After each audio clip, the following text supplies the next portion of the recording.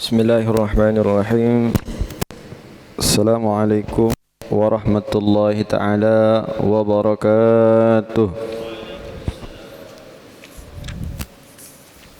Bismillah walhamdulillah wassalatu wassalamu ala rasulillah Sayyidina Muhammad ibn Abdullah wa ala alihi wa sahbihi wa man wala wa la hawla wa la quwwata illa billah. Rabbi shrah li sadri wa yassir li amri wahlul 'uqdatam min lisani yafqahu qawli. Allahumma shalli wa sallim ala sayyidina Muhammadin tibbil qulub wa dawaiha wa afiyatan abdani wa shifaiha wa nuril absari wa dhiyaiha wa qutir alwahi wa ghidaiha wa ala alihi wa sahbihi wa sallim tasliman katsira. Amma ba'd. Alhamdulillah, pada kesempatan kali ini kita masih bisa berkumpul dalam kajian kitab Bidayatul Hidayah karangan Al-Imam Hujjatul Islam Abi Hamid Muhammad bin Muhammad Al-Ghazali At-Tusi rahimahullah ta'ala rahmatal abrar. Sebelum kita mulai atau melanjutkan kajian kitab Bidayatul Hidayah, maka alangkah lebih bagusnya kita mengirim Al-Fatihah kepada masyayikh, kepada guru-guru kita, kepada orang-orang tua kita, pada kaum muslimin wal muslimat, wabil khusus kepada pengarang kitab Bidayatul Hidayah, agar kajian kita, ilmu yang kita dapatkan menjadi ilmu yang barakah sehingga kita bisa mengamalkan dalam keseharian kita. Talaban li ridhaillah wa li mardatillah wa li ma'unatillah wa li syafaati Rasulillah sallallahu alaihi wasallam. Ala hadhihi niyyah wa ala kullatin salihah wa ala ma na'usnafun salihun.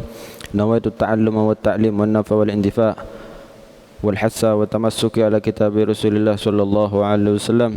إلى حضرتنا المصطفى محمد صلى الله عليه وسلم وعلى آله وأزواجه وذريته أهل البيت الطيبين الطاهرين وأصحاب الأكرمين المهتدين وأزواج أمهات المؤمنين والتابعين والتابعين بإحسان إلى يوم الدين.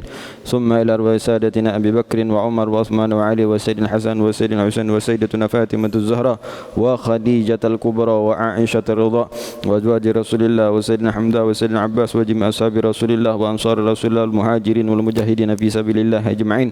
ثم إلى أرواح سادتنا المهاجر الله أحمد بن عيسى وسيد الفقيه المقدم محمد علي بعلاوي. ثم إلى رسول الشهر رب حمد سقى مكرم السنة. ثم إلى روح الحبيب عبد القادر بن أحمد بالفقيه وإلى روح حبيب الله بن عبد القادر بن أحمد الفقيه وإلى روح أبوي على أبي حسن بن بهر وإلى روح حبيب قاسم بن بهر وإلى روح سيد محمد بن علي المالك الأسني وإلى روح سيد عباس بن علي المالك الأسني. وأنا خصوصا المؤلف هذا الكتاب Bidayatul Hidayah الإمام حجة الإسلام Hamid Muhammad bin Muhammad Al-Ghazali At-Tusi rahimahullah ta'ala rahmatal albur. Anna Allah yanfa'una bi asrarihim wa anwarihim wa ulumihim wa nafahatihim fid din wa dunya wal akhirah bi sirril Fatihah. A'udzu billahi minasyaitonir rajim. Bismillahirrahmanirrahim. Alhamdulillahi rabbil alamin. Ar-Rahmanir Rahim. Maliki yaumiddin. Iyyaka na'budu wa iyyaka nasta'in. اهدنا الصراط المستقيم صراط الذين أنعمت عليهم غير المغضوب عليهم ولا الضالين آمين. Tayyib, kemarin kita membahas tentang atau pembahasan dalam menjauhi maksiat atau sabar di dalam tidak bermaksiat kepada Allah Subhanahu wa taala. Sampai di hadis Rasulullah sallallahu alaihi wasallam yang berbunyi, yaitu al-muhajir man hajara su', yang dikatakan dengan orang yang hijrah yaitu meninggalkan kejelekan. Wal mujahid man jahada hawa, dan juga yang dikatakan dengan orang yang berjihad yaitu orang yang melawan hawa nafsunya. Maksud hijrah di sini bukan hijrah dari segi maknawi tapi hissi, yaitu hijrah dari pekerjaan kita yang biasanya mengerjakan suatu yang jelek, akan tetapi berpindah dengan mengerjakan pekerjaan yang baik. Dan juga mujahid Yang dikatakan jihad yang sebenar-benarnya jihad, yaitu jihad melawan hawa nafsu kita. Makanya dikatakan dalam makalah peribahasa orang Arab itu mengatakan Allahumma shalli ala Muhammad. Orang Arab itu mengatakan apa yang dikatakan orang Arab?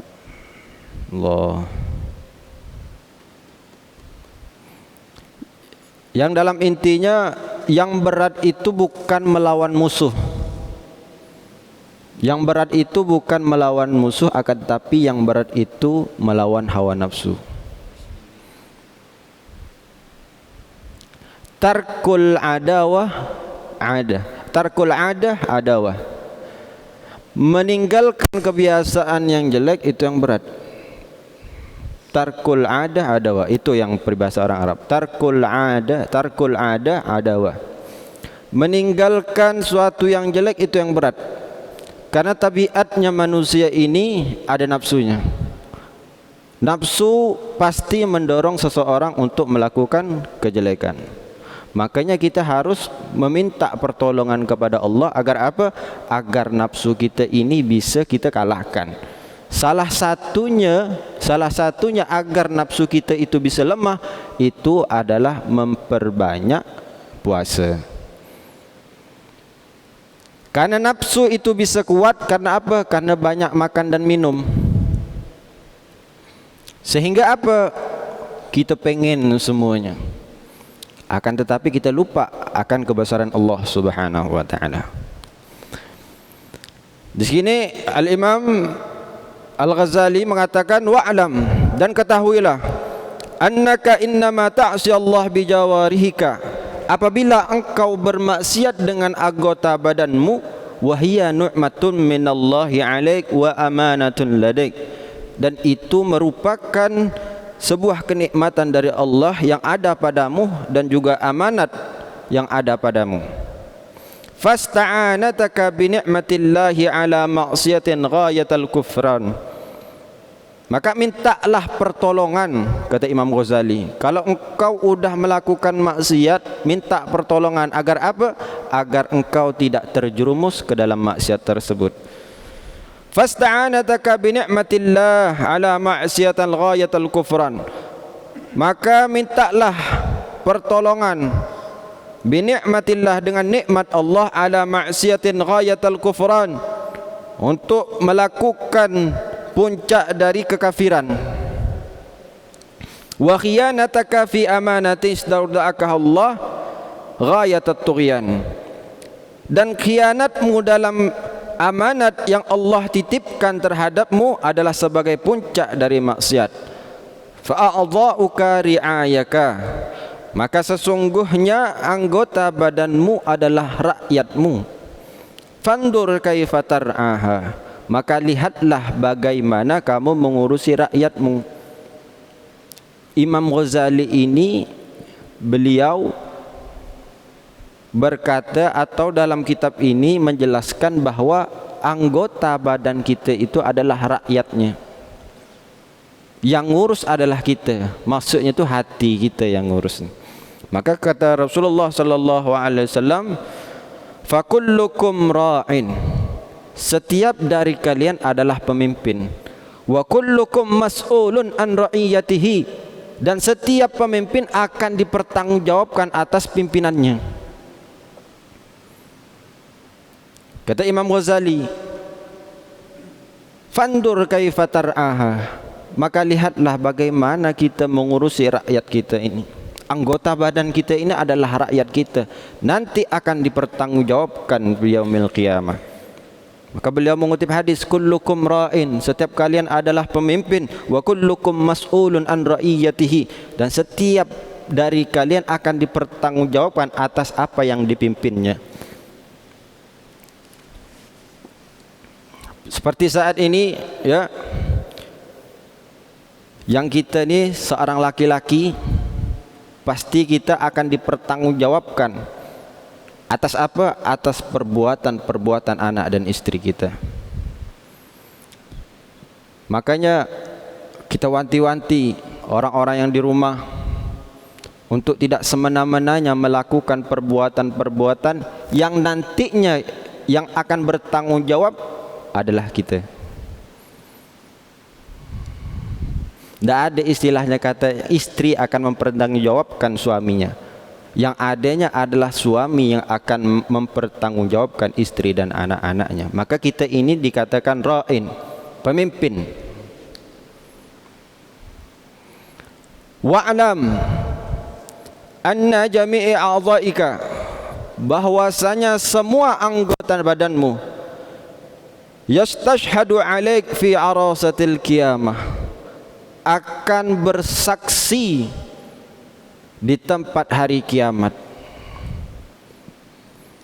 Bilisanin talakin zalaq, dengan lidah yang fasih, yang akan nanti mempertanggungjawabkan lidah kita yang fasih, yang akan ditanyakan oleh Allah Subhanahu wa taala, dipakai untuk apa umur kita, rezeki yang Allah kasihkan untuk apa, semua yang akan dipertanggungjawabkan di hadapan Allah Subhanahu wa taala.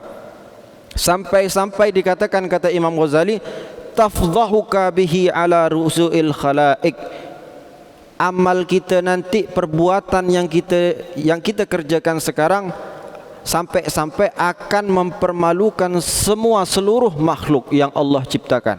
Nanti di padang mahsyar ketika kita mau dihisab, dari zaman Nabi Adam sampai umat akhir zaman, itu semua yang kita lakukan akan diperlihatkan, akan dipertontonkan di semua makhluk Allah Subhanahu wa taala. Sampai-sampai dalam satu riwayat, saking malunya kita dengan kelakuan kita yang di dunia, itu pipi kita ini merah sampai jatuh. Saking malunya. Karena kenapa? Dari zamannya Nabi Adam sampai akhir zaman, kita bayangkan berapa miliar, berapa triliun umat manusia yang ada di padang mahsyar yang akan menonton video, cuplikan video yang kita kerjakan di waktu di bumi saat ini. Makanya nanti itu di padang mahsyar ni, saking tak kuatnya orang yang berdiri di padang mahsyar menunggu antrian yang akan dihisab oleh Allah Subhanahu wa taala, saking tak kuatnya sampai-sampai orang kafir itu ngomong seperti ini, ya Allah, lepaskanlah kami dari penderitaan seperti ini, sudah masukkanlah kami ke neraka-Mu. Saking tak kuatnya. Karena kenapa? Matahari cuma sejengkal dari kepala kita. Bukan matahari yang sekarang ini. Matahari yang sekarang ini akan hancur nanti hari kiamat, akan hancur dengan hari kiamat. Karena kenapa? Nanti matahari yang ini akan meledak kalau waktu hari kiamat. Allah ciptakan lagi matahari yang baru dan tempat yang baru, namanya di padang mahsyar. Maka sangat menakutkan. Yang akan menenggelamkan nanti kita itu keringat kita, saking panasnya luar biasa. Bayangkan kalau sekarang di atas jam 12, jam setengah 1 itu setengah-setengah panasnya. Coba kita berdiri tanpa alas kaki, gimana rasanya? Nanti akan dipertontonkan oleh Allah Subhanahu wa taala cuplikan video kita yang kita hidup sekarang ini, dan akan dipertanggungjawabkan atas apa yang kita kerjakan di atas di dunia ini. Faman ya'mal mithqala dzarratin khairan yarah wa man ya'mal mithqala dzarratin syarran yarah. Sekecil apapun yang kita kerjakan itu akan dibalas oleh Allah Subhanahu wa taala, baik yang baiknya ataupun yang buruk. Maka hati-hati, yang akan mempermalukan sendiri itu adalah perbuatan kita. Maka hati-hati kalau kita bertindak, jangan sampai nanti kita dipermalukan di seluruh umat manusia, dari zaman Nabi Adam sampai akhir zaman nanti. Maka kata Allah Subhanahu wa taala di sini, Al-Imam Ghazali mengutip ayat, yauma tashhadu alaihim alsinatuhum wa aydihim wa arjuluhum bima kanu ya'malun. Di hari bersaksi atas mereka. Apa yang bersaksi? Lidah-lidah mereka, alsinatuhum wa aydihim, tangan-tangan mereka, wa arjuluhum, kaki-kaki mereka, bima kanu ya'malun, dengan apa? Dengan mereka yang telah mereka kerjakan di dunia ini. Lidah-lidah mereka, apa yang mereka ucapkan akan dicatat oleh malaikat raqib dan atid. Kata Allah Subhanahu wa taala, ma ladaqalin illa ladaihi raqibun atid. Tidaklah terucap dari ucapan seseorang melainkan telah dicatat raqib dan atid. Maka jangan sembarangan kalau kita ngomong ini. Karena apa? Omongan kita ini akan dipertanggungjawabkan kelak yaumil qiyamah. Biarpun sepele apapun tetap akan dipertanggungjawabkan yaumil qiyamah. Maka dilanjutkan lagi kata Imam Ghazali, wa qala Allah taala, Allah Subhanahu wa taala berfirman, al yauma nakhtimu ala afwahihim wa tukallimuna aydihim wa tashhadu arjuluhum bima kanu yaksibun. Pada hari itu, al yauma nakhtimu ala afwahihim, kami kunci mulut-mulutnya. Karena kenapa? Nanti Allah tanya, engkau kukasih umur sekian puluh tahun, apa yang engkau kerjakan pada umurmu? Mulut bisa saja berbohong, takkan tetapi Allah kunci mulut kita. Allah kunci mulut kita, tidak bisa lagi kita ngomong. Siapa yang ngomong? Wa tukallimuna aydihim. Nanti yang akan berbicara itu apa? Tangan kita. Wa tashhadu arjuluhum, dan akan yang bersaksi adalah kaki-kaki kita, bima kanu yaksibun, dengan apa yang telah kita kerjakan di dunia ini. Allah, lebih dahsyat ya nanti di hari padang mahsyar itu. Perjalanan kita belum selesai. Jangan kira kita meninggal, setelah meninggal kita selesai, belum. Masih panjang. Setelah alam dunia ini kita memasuki alam barzakh. Antara dikatakan alam barzakh itu dia antara alam dunia dan alam akhirat, alam barzakh. Setelah alam barzakh, alam akhirah. Masih panjang perjalanan kita, ada padang mahsyar, ada sirat, ada mizan, baru itu kita ada mizan, ada sirat, baru kita memasuki surga atau nerakanya Allah Subhanahu wa taala. Mudah-mudahan kita yang hadir di sini berharapan yang sangat besar kita bisa berkumpulnya kita di sini juga nanti kita berkumpul di surga Allah Subhanahu wa taala bersama dengan Nabi Muhammad sallallahu alaihi wasallam.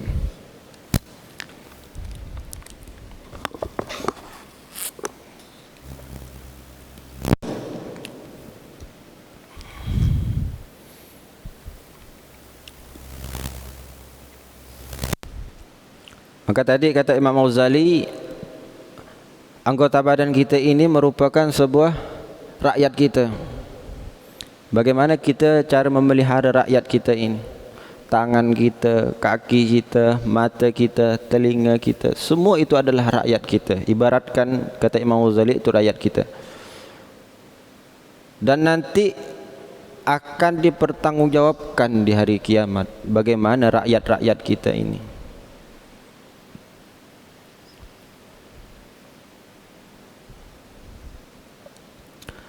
Lanjut di sini, fahfat ya miskin, maka jagalah wahai miskin. Yang miskin maksud di sini adalah miskin akan ilmu, bukan miskin dalam harta, akan tetapi miskin akan ilmu.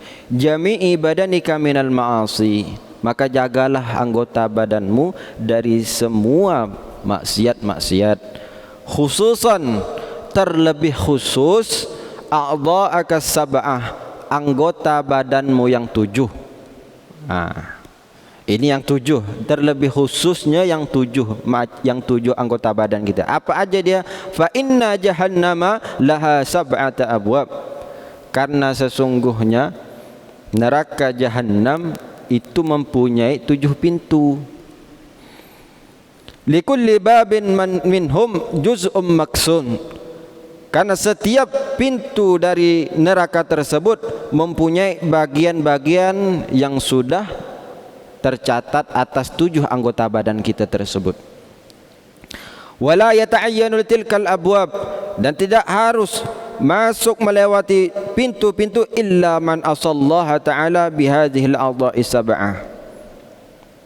Untuk melewati pintu-pintu tersebut kecuali orang yang bermaksiat kepada Allah Subhanahu wa taala dengan apa? Dengan anggota badannya yang 7. Wahia, apa saja yang 7 tersebut? Yang pertama yaitu al-ain, yaitu mata. Yang kedua, wal uzun, telinga. Yang ketiga, wal lisan, lidah. Yang keempat, wal batn, batn itu atau perut. Yang kelima, wal farj, farj itu artinya kemaluan. Wal yad, yad itu arti tangan. Wal rijal, yang terakhir adalah kaki. Jadi mata, telinga, lidah, perut, kemaluan, tangan, kaki. Itu yang terlebih khusus harus kita jaga. Maksudnya mata, jangan sampai memandang yang bukan mahram, memandang pandangan yang haram.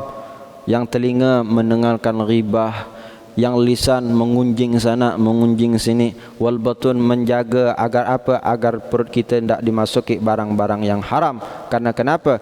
Cenderungan seseorang melakukan perbuatan yang haram karena dari makanan. Maka karena Rasulullah sallallahu alaihi wasallam, man akalal halal ata'at jawarihu sya'at an abad alimat aw lam ta'lam.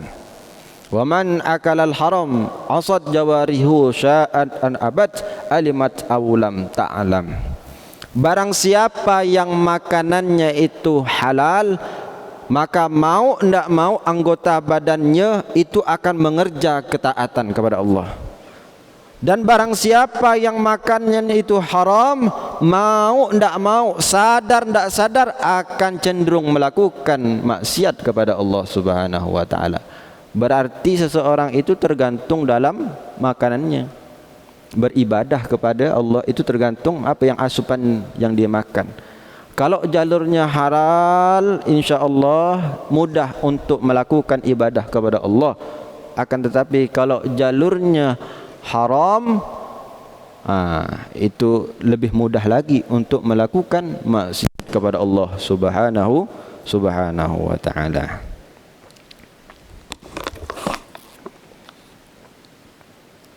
Makanya seseorang tuh kadang-kadang umurnya panjang itu memang rezeki dia. Tapi kadang-kadang umurnya panjang itu karena apa? Karena dia menjaga anggota badannya untuk tidak bermaksiat kepada Allah Subhanahu wa taala. Sampai-sampai ada sebuah cerita, yaitu Abu Syuja itu berumur sampai 160 tahun. Abu Syuja. Dan tidak satu pun dari anggota badannya yang melemah. Lalu ada seseorang bertanya dengan Abu Syuja, dengan apa, dengan amalan apa yang engkau lakukan sehingga umurmu itu sampai 160 tahun? Karena kebiasaan umurnya umat Nabi Muhammad ini antara 60 atau 70, lebih dari itu bonus. Maka kata Abi Syuja, aku umurku sampai seperti ini, amalanku tidak ada. Kata Abu Syuja, hanya saja aku ini menjaga anggota badanku dari suatu yang haram, sehingga Allah pun menjaga aku sampai aku umur saat ini. Kata Abu Syuja. Itu Masya Allah. Karena kita melakukan suatu yang tidak bermanfaat, sehingga Allah pun membalas juga dengan suatu yang sangat berharga bagi kita, ya apa? Umur yang panjang, umur yang berkah. Jadi dikatakan di sini wal farj, kemaluan. Hati-hati, jangan sampai kita kemaluan kita ini rusak karena sesuatu yang tidak perlu. Wal yad, yang kedua tangan. Seperti apa tangan nih? Comot sana, comot sini, korupsi sana, korupsi sini.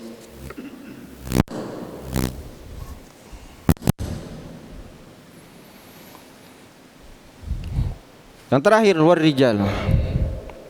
Warijlu, bukan rijal, warijlu. Artinya itu kaki. Kaki kita yang kita langkah-langkahkan.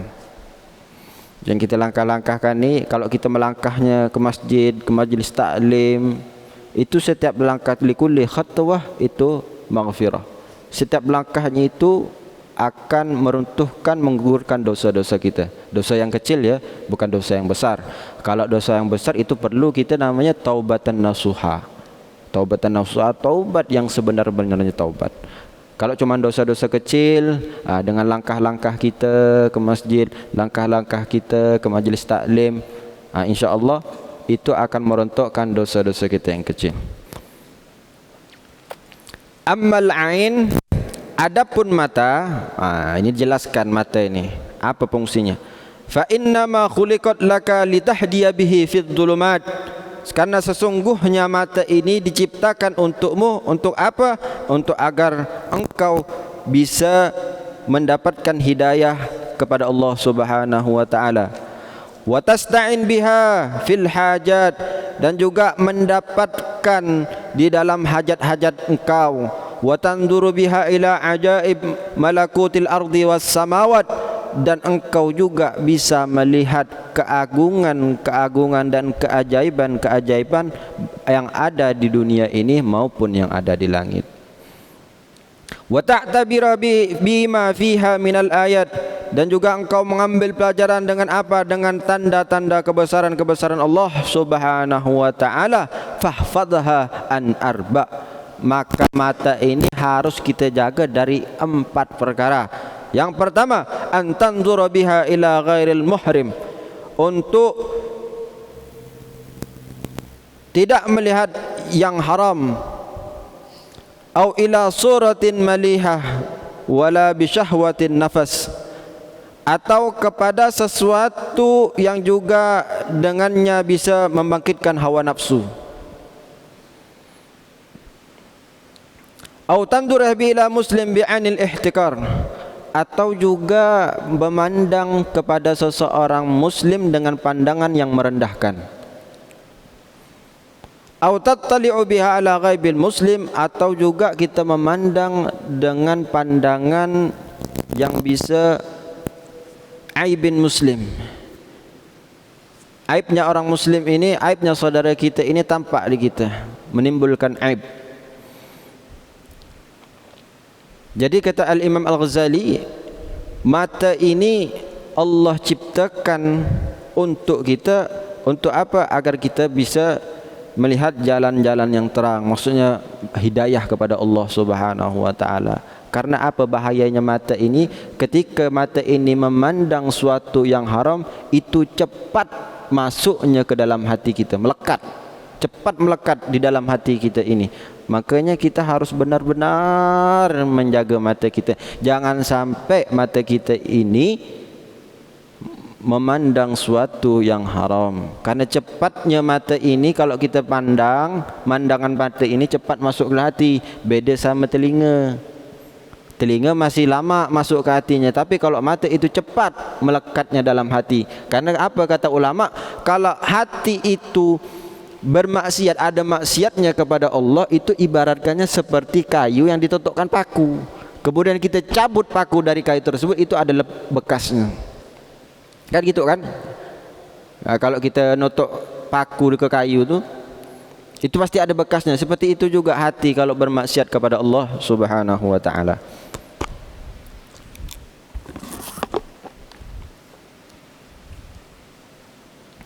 Dan juga mata ini diciptakan oleh Allah Subhanahu wa taala untuk apa? Untuk agar kamu bisa memenuhi hajat-hajat kamu, hajat-hajat kepada Allah Subhanahu wa taala. Dengan mata, ada matanya kita bisa beribadah kepada Allah Subhanahu wa taala, kita bisa mencari nafkah yang halal yang tentu jelasnya. Dan juga apa? Allah Subhanahu wa taala menciptakan mata, wa tanduru biha ala ajaib malakutil ardi was samawat. Allah pengen kita ini melihat keindahan-keindahan yang Allah ciptakan, yang ada di bumi maupun di langitnya.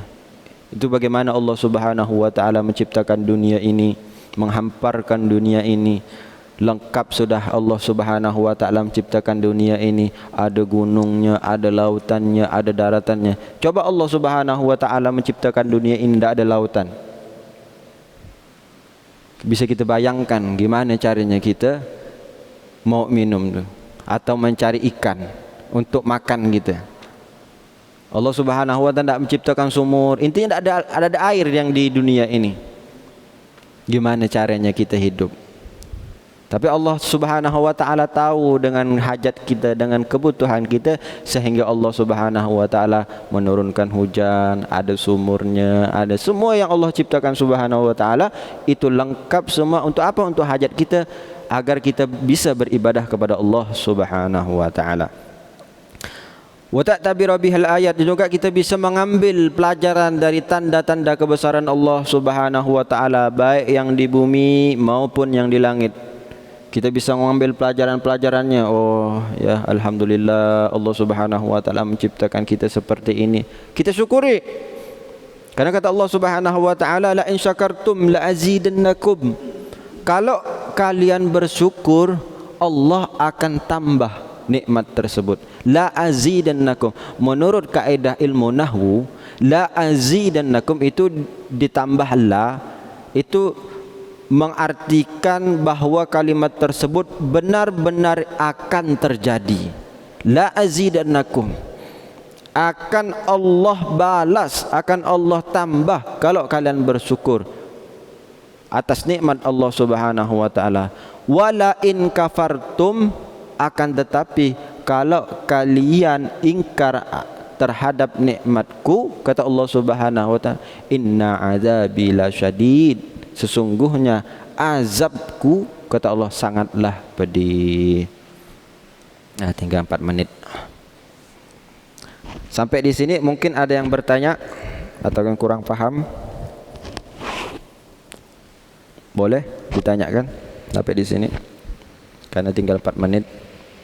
Mau kita lanjutkan agak nanggung. Ada pertanyaan tentang pembahasan tadi?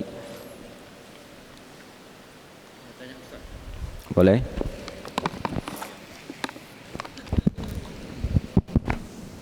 Terima kasih. Assalamualaikum warahmatullahi wabarakatuh. Tadi berkaitan dengan tanggung jawab kita sebagai seorang pemimpin. Nah, kita tentulah dalam keluarga kita adalah seorang suami, itulah seorang pemimpin. Nah, yang ingin kami tanyakan, sejauh mana batas tanggung jawab suami itu terhadap istri, dan sejauh mana tanggung jawab suami itu terhadap anak-anaknya. Maksudnya begini, jika seorang suami, kita sebagai seorang suami sudah selalu mengingatkan istri kita untuk selalu berperilaku menurut tuntunan agama lah, artinya selalu berbuat baik, menutup aurat dan segala macam, tetapi kadang si istri ini tidak patuh terhadap kita. Apakah perbuatan istri ini akan menjadi tanggung jawab kita juga? Nah, sebaiknya juga terhadap anak, khususnya anak perempuan. Jika sejauh mana, apakah kita cukup hanya kita mengingatkan, ataukah sampai batas kita memaksa mereka? Mohon penjelasannya, Ustaz. Ya, sampai sejauh mana tanggung jawab seorang suami? Mau azan nih? Menit dia. Mudah-mudahan sampai kita pembahasannya. Sampai sejauh mana tanggung jawab seorang suami terhadap keluarganya, baik itu istri maupun anaknya.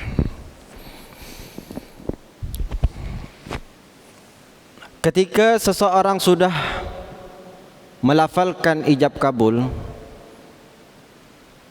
di depan istrinya, qabiltu nikah, engkau nikahkan, saya nikahkan dengan anakku dengan maharnya sekian-sekian dibayar tunai. Kita jawab, saya terima nikahnya fulanah binti fulan dengan maharnya dibayar tunai. Seketika itu si istri udah menjadi tanggung jawab kita di dunia ini maupun di akhirat nanti. Sampai gimana tanggung jawab kita kepada seorang istri? Ketika kita udah mengarahkan seorang istri, wahai istriku, oh sayang, kalau bisa tuh keluar rumah jangan tak pakai kerudung, harus tutup auratnya. Karena kenapa? Aurat perempuan itu dari ujung kepala sampai ujung kaki, aurat perempuan.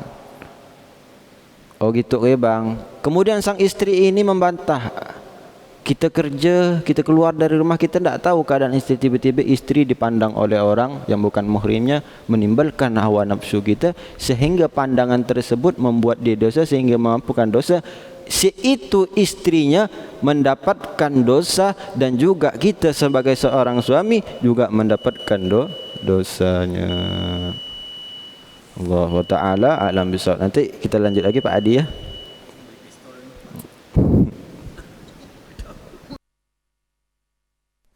Bismillahirrahmanirrahim. Oke, kita lanjutkan lagi dari pembahasan kita yang juga tadi terpotong. Break sebentar karena masuk salat Isya. Kita tadi menjawab pertanyaan dari Pak Adi. Jadi beliau bertanya bagaimana batas tanggung jawab seorang laki-laki terhadap anak dan istrinya. Kayak tadi sudah kita bahas bahwasanya ketika kita udah melantunkan ijab kabul, ini yang nanya tadi mana nih?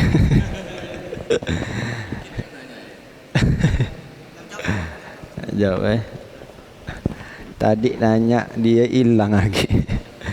Kosong dia nilai ini.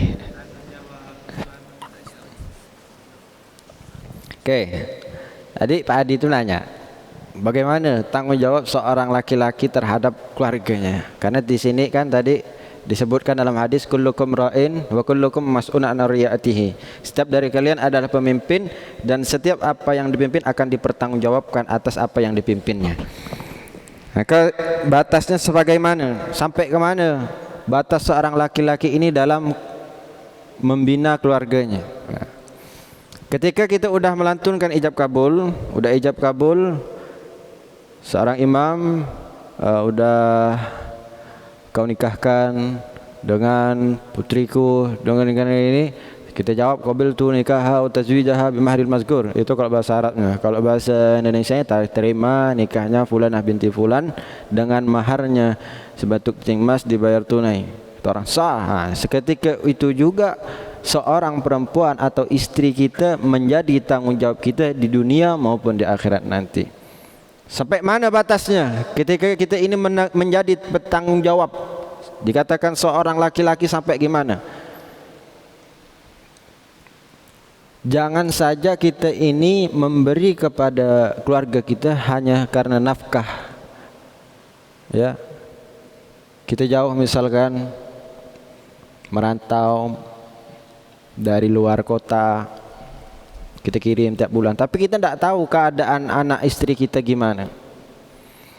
Tidak tahu entah mereka ini dengan siapa, bersama siapa. Ngomong sama kita, oh mereka saya ada di rumah bang. Tidak tahu dia keluar kemana.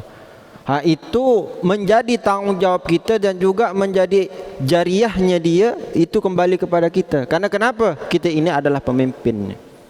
Begitu juga anak. Anak begitu juga. Sampai kapan? Sampai baligh. Baik yang laki-laki maupun yang perempuan. Itu sampai baligh. Yang laki-laki baligh itu tanda-tandanya ada ihtilam. Ihtilam itu adalah mimpi basah. Yang perempuan ketika berumur 9 tahun, itu namanya kalau udah tanda-tanda baligh itu adalah dengan haid. Dengan keluarnya darah haid. Kita didik anak istri kita. Kalau sampai anak istri kita tidak mendengarkan dengan arahan kita, sebelum itu kita introspeksi dulu diri kita sebagai kita seorang kepala rumah tangga. Apakah benar dengan kita berkata seperti itu istri tidak bisa? Kita introspeksi diri kita dulu. Jangan sampai kita mencemooh anak istri kita. Kamu ini udah saya bilangin jangan keluar rumah, jangan gini, tetap aja keluar rumah.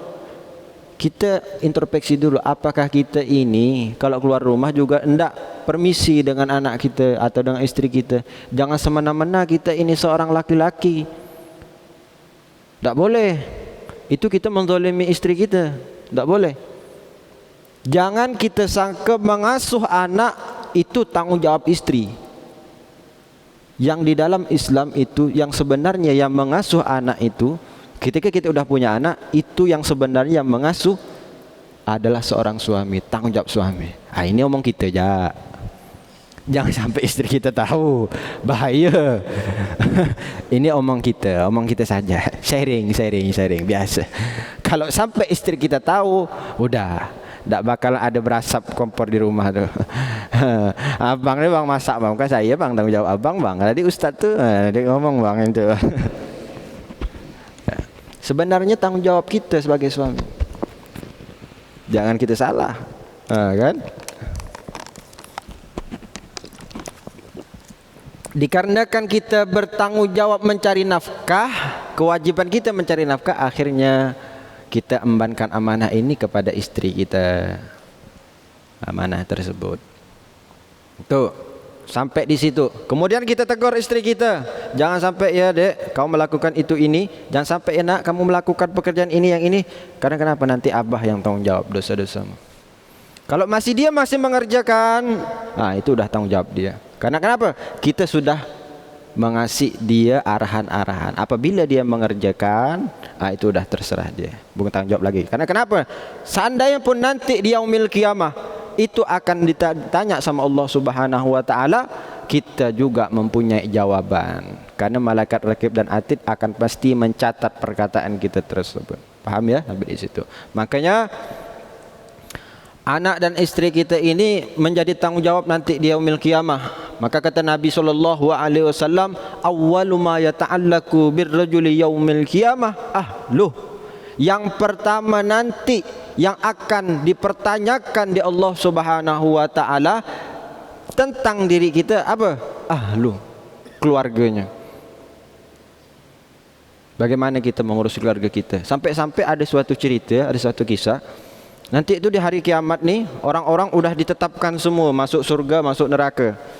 Ini seseorang nih udah ditetapkan masuk surga karena kenapa? Amal baiknya lebih banyak daripada amal buruknya. Udah ditetapkan seseorang ini dengan amal yang begitu banyak, pahala yang begitu banyak, kemudian masuk surga. Tiba-tiba ada suara yang memanggil. Di dalam neraka ini ada suara yang memanggil, ya Allah, stop dulu orang yang mau masuk surga. Itu dulu adalah ayah saya, itu dulu keluarga kami, stop, jangan sampai dia masuk surga. Dalam satu riwayat ini diceritakan. Kemudian Allah tanya, kamu kenal dengan orang ini? Kenal, kata suaminya. Siapa? Ini adalah keluargaku.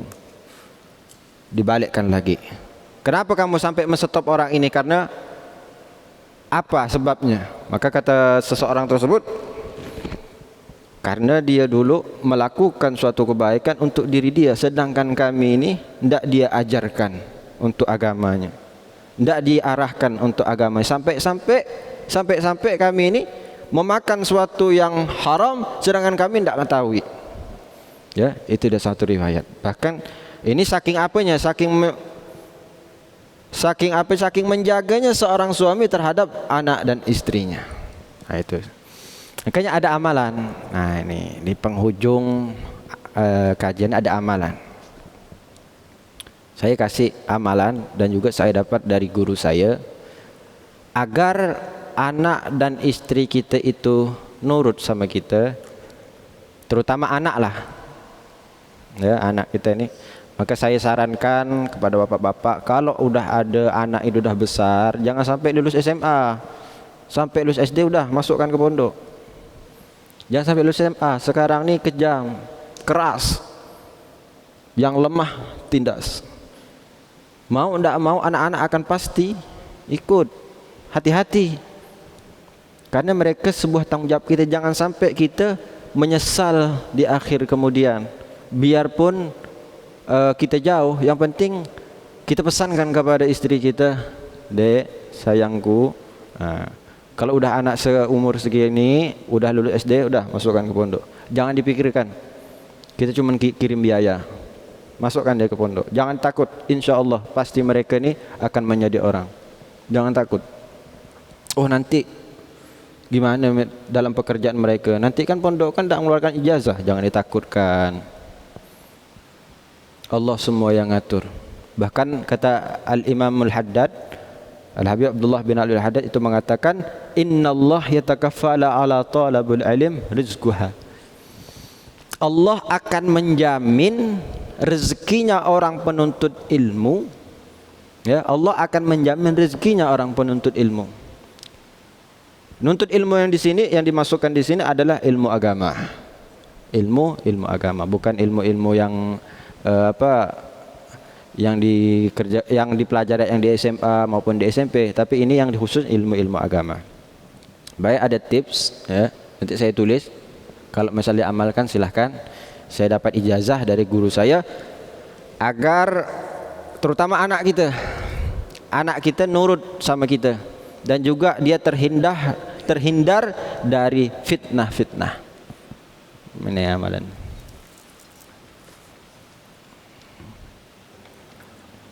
Nah, yang pertama pasti bapak-bapak pun hafal surat Al-Qadar. Inna anzalnahu fi lailatul qadr wa ma adraka ma lailatul qadr. Itu dibaca 3 kali. Kemudian dengan dilanjutkan lafaz ya hakku itu dibaca 11 kali, ya syahidu 11 kali, ya barru 11 kali. Nih, nanti saya kasih tahu tata caranya gimana. Ini mujarab amalnya, Pak. Karena saya dapat langsung dari guru saya. Mujarab. Untuk bapak-bapak yang misalkan ada keponakan atau bahkan anak sendiri, ya, bisa bapak kerjakan sendiri. Yang pertama baca surat Al-Qadar.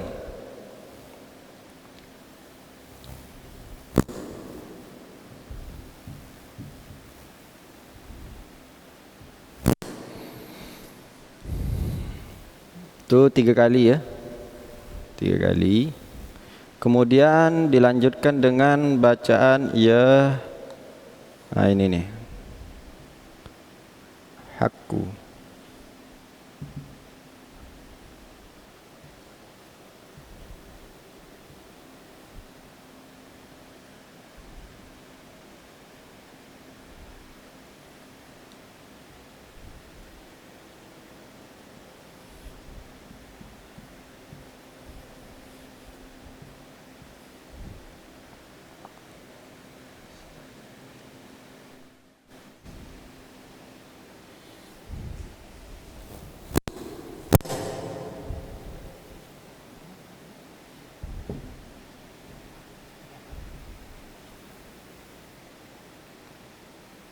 Ini dibaca 11 kali. Caranya gini.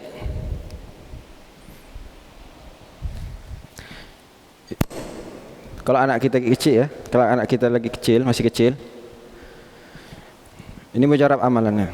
Boleh dipraktekkan, nanti saya kasihkan sanadnya, ijazahnya. Kita pegang kepala si anak tersebut di atas kepala ini nih, di ubun-ubunnya nih kita pegang. Baca surat yang pertama, baca surat Al-Qadar. Na anzalnahu fi lailatul qadr wa ma adraka ma lailatul qadr. Itu baca 3 kali. Kemudian udah baca 3 kali, baca ya hakku 11 kali. Ya hakku 11 kali. Lanjutkan ya syahidu. Kemudian ya baru 3 kali. Itu kalau kita kerjakan, insya Allah anak kita ini yang pertama manfaatnya itu anak kita cerdas, cepat ngapal. Yang kedua manfaatnya mereka itu bisa terhindar dari fitnah. Tidak melakukan suatu fitnah yang besar. Misalkan mereka berzina atau selamat dari situ. Ya, ini saya dapat dari guru saya. Kalau memang diamalkan boleh diamalkan. Untuk para bapak yang ada sini, ajastukum qabiltu ijazah. Nah, wallahu taala a'lam bis-shawab. Sudah ya, mungkin sekelumit dari pembahasan saya pada malam hari ini, mudah-mudahan bermanfaat bagi diri saya dan juga para bapak-bapak, sehingga kita bisa mengamalkan dalam keseharian kita amalan-amalan yang telah kita bahas tadi, tentang pembahasan dalam menjauhi maksiat-maksiat kepada Allah Subhanahu wa taala. Apabila ada kata-kata yang salah, itu murni datangnya dari Al-Fakir, dari diri saya sendiri. Apabila ada yang benar, itu semata-mata dari Allah Subhanahu wa taala. Alangkah lebih baiknya kita tutup dengan doa agar ilmu yang kita dapatkan ilmu yang barakah, yang manfaat fid din wa dunya wal akhirah. A'udzubillahi minasyaitonirrajim. Bismillahirrahmanirrahim. Alhamdulillahirabbil alamin. Wassalatu wassalamu ala asyrafil anbiya mursalin sayyidina Muhammadin wa ala alihi washabbihi ajmain. Allahumma shalli ala sayyidina Muhammad wa ala sayyidina Muhammad. Allahumma inna nas'aluka ilman nafi'an wa rizqan wasi'an wa amalan mutakabbalan wa dhanban maghfura. Allahumma inna nas'aluka salamatan fid din wa afiyatan fil jasad wa ziyadatan fil ilmi wa barakatan fil rizqi wa taubatan qabla al maut wa rahmatan indal maut wa maghfiratan ba'dal maut.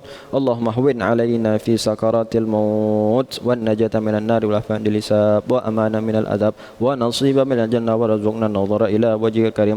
Allahumma la sahla illa ma ja'altahu sahla wa la amna illa ma ja'altahu amna. Allahumma la tada' lana fi majlisina hadha wa fi maqamina hadha dhanban illa غفرته ولا هما إلا فرجته ولا عيبا إلا سترته ولا مريضا إلا شفيته ولا حاجة يا لك رضا يا رب العالمين. ربنا ظلمنا أنفسنا وإن لم تغفر لنا وترحمنا لنكونن من الخاسرين. ربنا آتنا في الدنيا حسنة وفي الآخرة حسنة وقنا عذاب النار. صلى الله على سيدنا محمد وعلى آله وصحبه أجمعين. سبحان ربك رب العزة عما يصفون وسلام على المرسلين والحمد لله رب العالمين. Allahumma salli wa sallim ala Sayyidina Muhammad. Mungkin hanya itu yang bisa saya sampaikan. Wabillahi taufiq wal hidayah wal afu minkum. Wassalamualaikum warahmatullahi taala wabarakatuh.